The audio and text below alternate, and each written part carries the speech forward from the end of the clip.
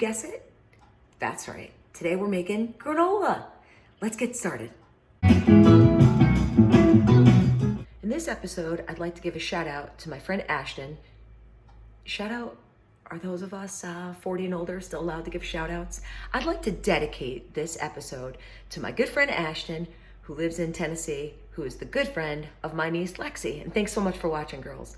This one goes out to you because I've had requests for breakfast items, and granola is one of the easiest, best, delicious, nutrient-dense, depending upon what you put in it, breakfast items. Let's get started. Here are some ingredients that I've selected to go into our granola, but really you can choose any grains, nuts, and seeds that you happen to have. You got it. On hand. Today I'll be making our granola with some organic rolled oats, chia seeds, of course, some unsweetened coconut, hemp seeds, sunflower seeds, pumpkin seeds, flax seeds, definitely got the seeds covered, and some pecans because those are the nuts I happen to have on hand. I'm also trying something new with this batch of granola. This is quinoa that I've been soaking overnight, to awaken its life force. And as an excellent source of protein and fiber, I'll take quinoa in just about anything. Except my birthday cake. I don't want any quinoa on my birthday cake. Next, we need some wet ingredients to hold everything together. This is where your sweetener comes in. I'm going to use maple syrup today, but you can also use molasses, which is an excellent source of iron, or some honey. And I like to throw in a little spoonful of tahini, but if you want, you can use an almond butter or nut butter of your choice.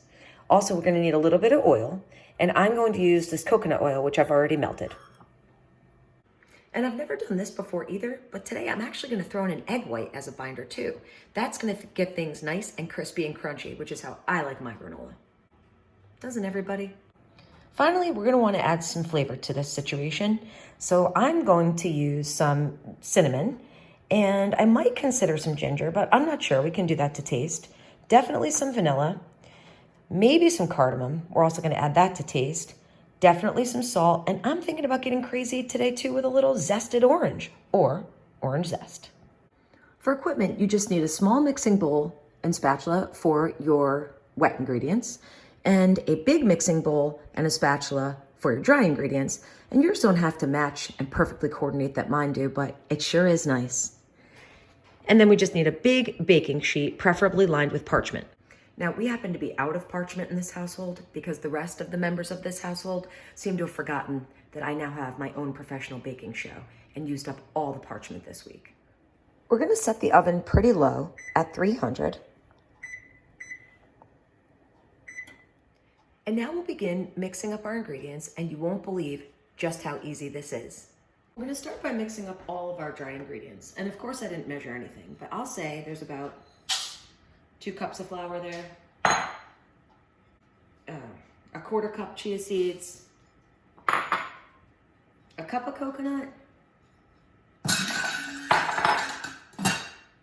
we're fine, quarter cup of hemp seeds, half cup of sunflower seeds, quarter cup of pumpkin seeds, eighth of a cup of flax seeds, and maybe half cup of that soaked quinoa.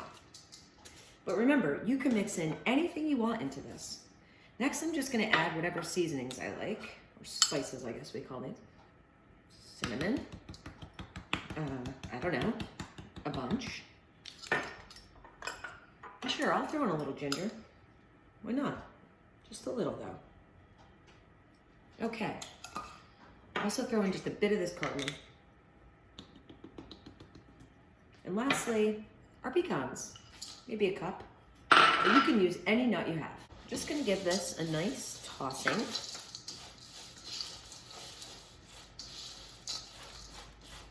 And then we move on to our wet ingredients. Like I said, I've never used the egg in my granola before, and if you're vegan, I'm sure you could leave it out.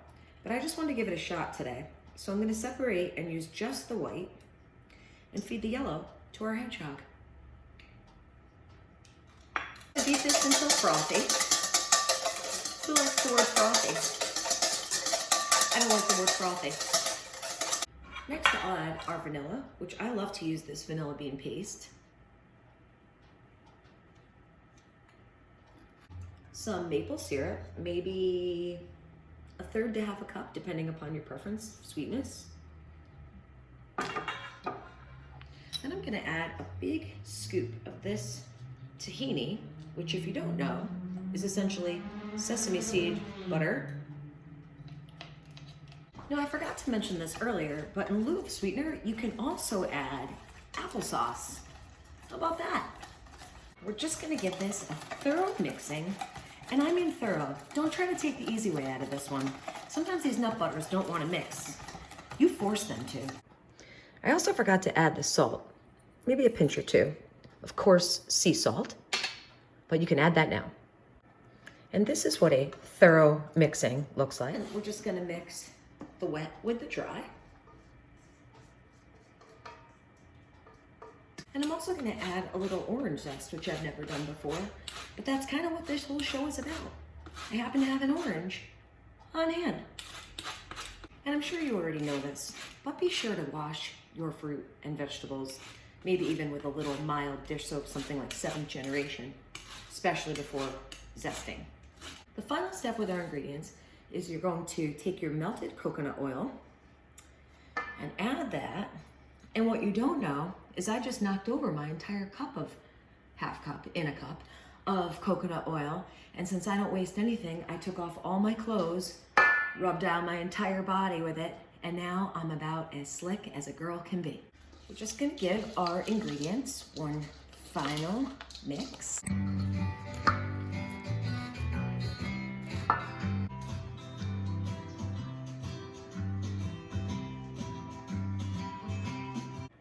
Now, I don't know if this is the right thing to do, but it feels like the right thing to do. Since I'm out of parchment paper, I'm going to just go ahead and grease this cookie sheet with butter. Then we'll just evenly distribute this mixture in a layer on your prepared cookie sheet. In this case, it's not a cookie sheet, it's a granola sheet. Oh man, it smells so good. And don't you hate it on cooking shows when they tell you things smell so good? You can't freaking smell it, you can see it. This looks so good. Just move this around so that it's in a nice, even layer.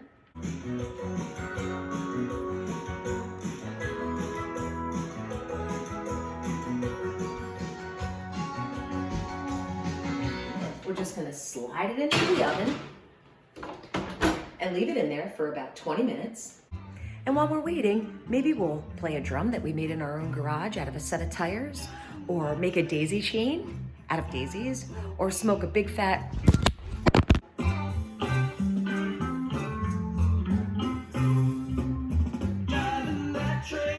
And after about 20 minutes, we're gonna check on our granola. So now we're just gonna give things a gentle toss because you don't want to break up those clusters.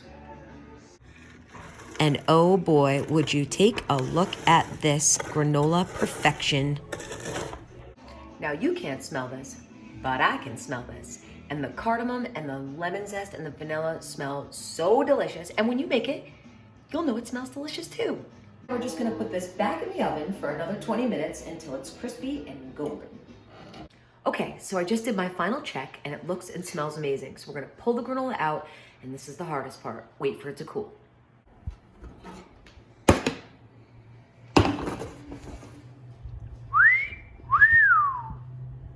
Okay, our granola's out of the oven, and you guys, I feel like I want to marry it. I mean, look at that cluster. I'm choosing to have mine with a little cashew milk, some of the chia jam I made the other day, which if you haven't seen that episode, check that one out, and some banana.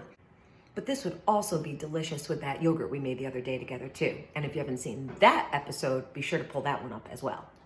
Let's give it a taste.